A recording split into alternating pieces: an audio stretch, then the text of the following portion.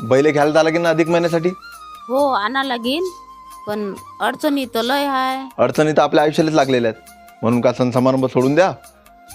तसं नाही, पण काही द्या घ्या तर लागेलच. ते पाहून घेतो मी, तू काळजी नको करू. फक्त अजुले उद्या घ्यायला पाठव. बरं बरं पाठवतो. हे साखर झाली, एक गुलाबजामुनचं पाकिट देऊन द्या. बाई आली वाटते. हो, अधिक महिना आहे तर आणलं होतं पहिले, त्यानिमित्तानं 2-4 दिवस राहीन. सवय भावाने आले काय? नाही नाही, येतील ना ते घ्यायला पुरीले. हा काय बाबा चहा. हो.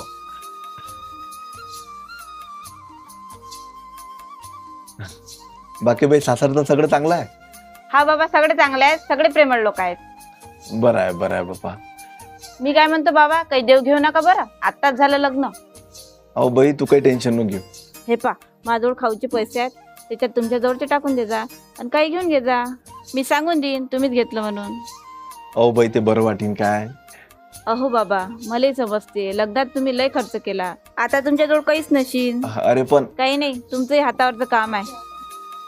खरंच पोरीची माया वेगळीच असते. सासरी गेल्यावरही बापाच्या परिस्थितीची जाण ठेवते.